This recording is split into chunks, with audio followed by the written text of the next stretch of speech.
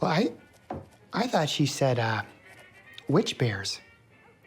Whether that is bears that practice witchcraft or witches that become bears, I don't know. No, zombie hunters.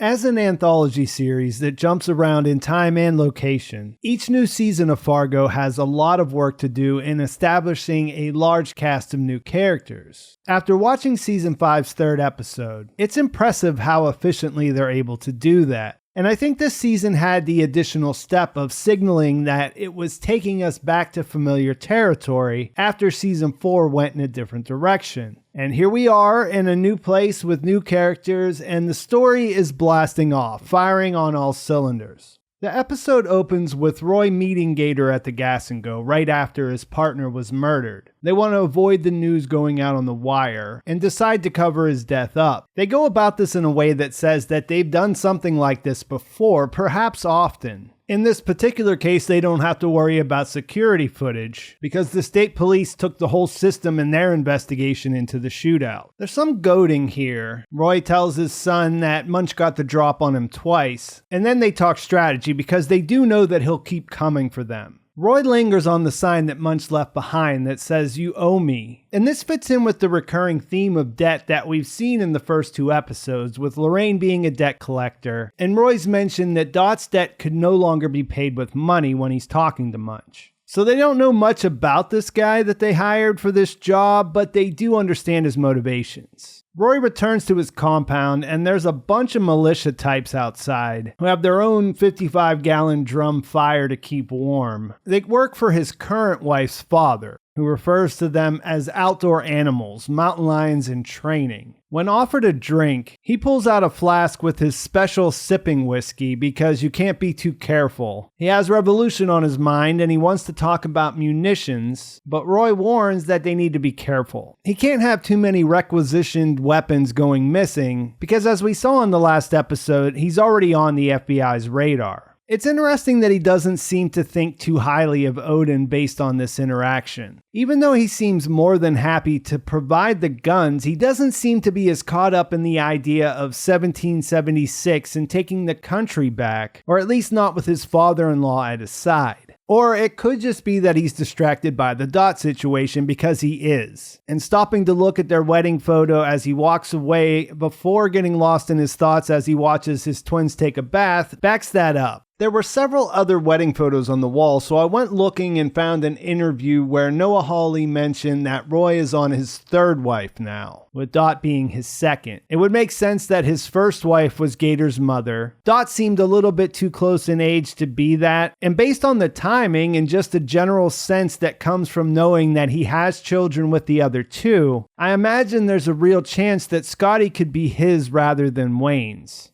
He retires to his room to unwind with some weed. There is a sense of routine here as we see his wife go straight to their sex chest as soon as she enters the room. He looks right past her roleplay suggestions of a helpless hitchhiker or angry feminist, and then just straight brushes her off his chest at the idea of that mean old governor. This is followed by a quick but conspicuous shot of the look on her face as she moves to her side of the bed, which says a lot, especially given how wholesome Wayne and Dot's conversation was in contrast after he suggested taking a tumble. Roy chooses instead to stare at the ceiling, where he sees a vision of Halloween and Dot come into focus. Visually, this looks as though he can actually see her in that moment, and then when we do see her in her present time, some of the smoke he exhales appears behind her, and it looks like she can sense him, like she feels that he's staring at her. I doubt there's a literal connection between them, considering he had no idea where she was for several years, but it does add more weight to an already loaded potential reunion between these two.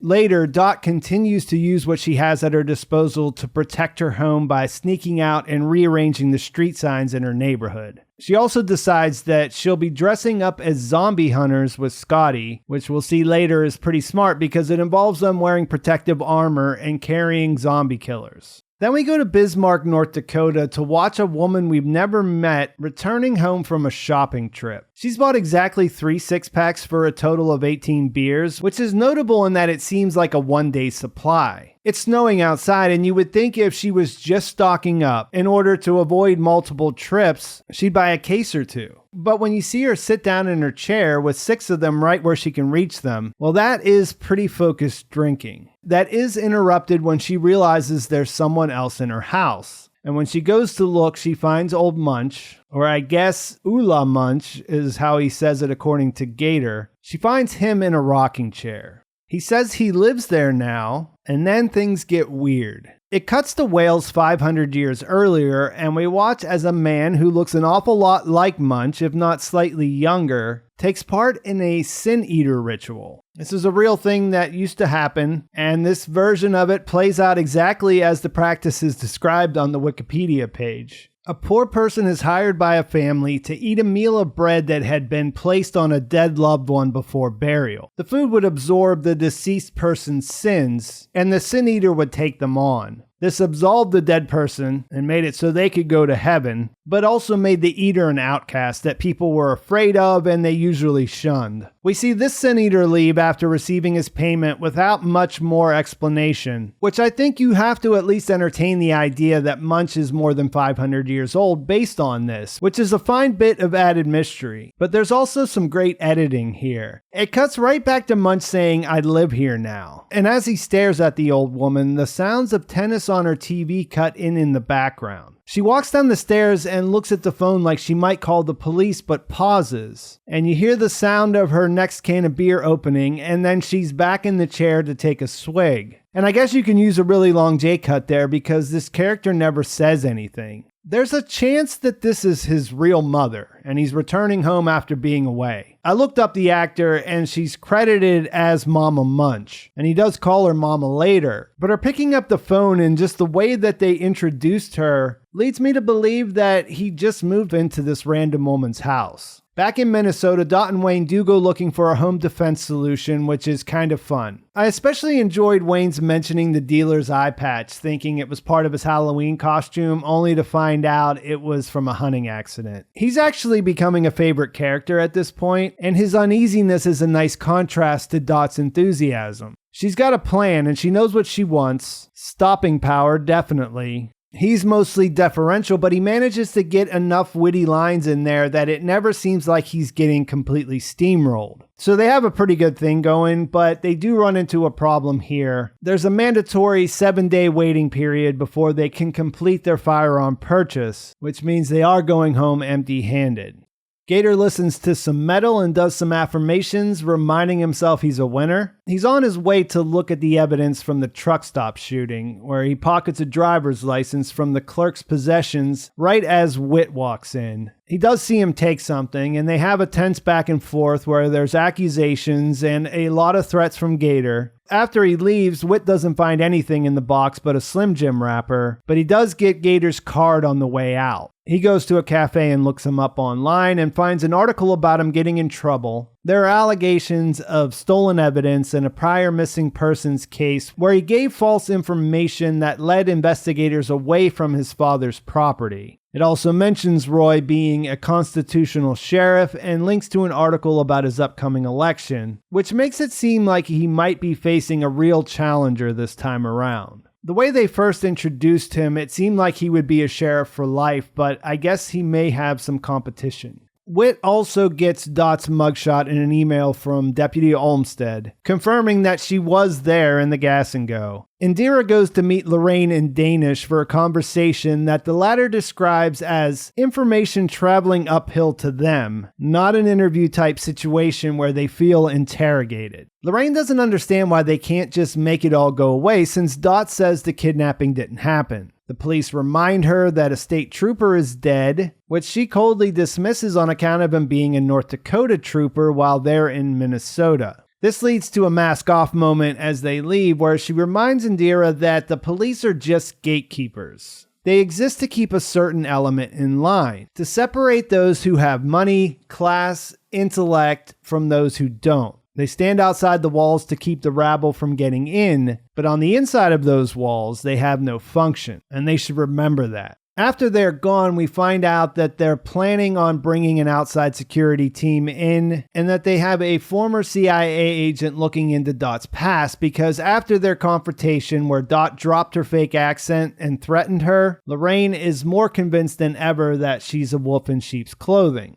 Munch is hanging out in his new room in North Dakota listening to the police scanner with red scarves over the bedside lamps like you do. The title card said this house was in Bismarck, which according to Google Maps is an hour-and-a-half drive from Stark County where Roy is sheriff. Munch has cigarettes, a large kitchen knife, and a newspaper with an article about the upcoming debate in Roy's election. On the scanner, he hears Roy put out a call for Gator and set a meeting. They meet at the Hammurabi Pawn Shop, one of those post-World War II era prefabricated half-round steel buildings that has a red Corvette that looks a lot like Ray Stussey's sitting outside. I thought this was a neat nod to season 3, but not much more, considering that Ray and Nikki Swango have both been dead for almost a decade at this point. But if I recall correctly, the last time the car showed up was when Emmett found it switched with his car after visiting Cy in the hospital. That was orchestrated by Nikki, who had teamed up with Mr. Wrench at that time, and he is still alive.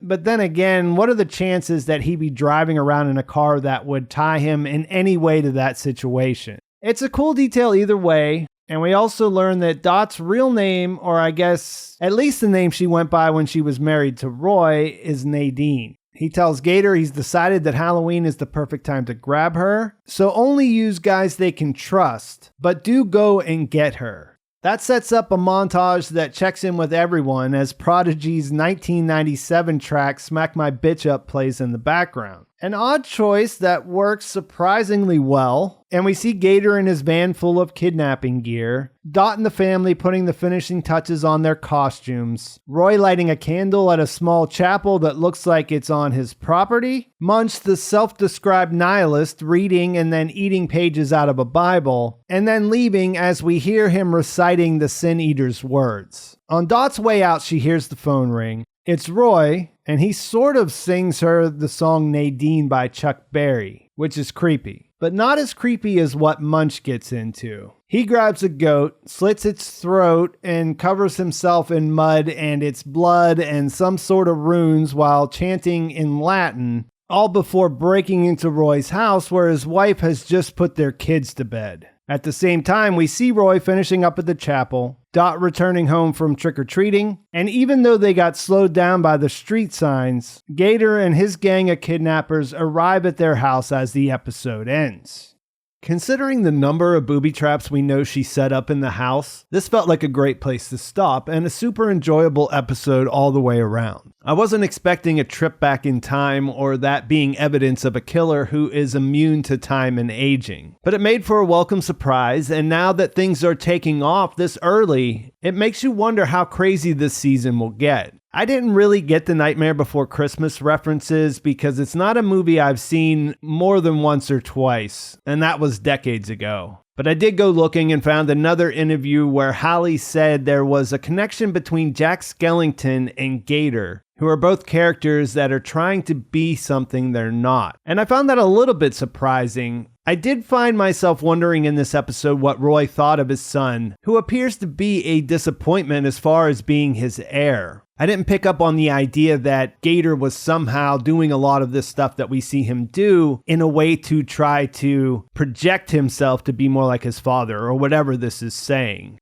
This week we saw what you might consider hypocrisy from Roy with all of his indulgences, but I think this is consistent with how he's been introduced. In the simplest terms, this is a man who does whatever he wants. He puts out this view in the world through a religious filter, but that functions more as a device for him to justify forcing others to bend to his will. My take was that he is the law, and that makes him above the law, and like I said, he just does whatever he wants. This is reflected perfectly by what Lorraine tells the police about their function, and there is a nice parallel between these two characters who both wield the power they've accumulated in very different ways. And we can't forget both of them have it in for Dot, who continues to win points with things like her shopping list that alternates between items for protecting her home with force and essentials to keep her cupboard stocked up. Add in a 500-year-old sin eater and there you go. The season seems to have the right formula. I can't wait to see where things go from here, and I think that's a great place to leave things. I didn't get a chance to cover the first 2 episodes. I do have a lot of thoughts about what was in them, and I'll try to bring those things up as I cover the rest of the season. But do feel free to let me know what you thought about them in the comments of this video.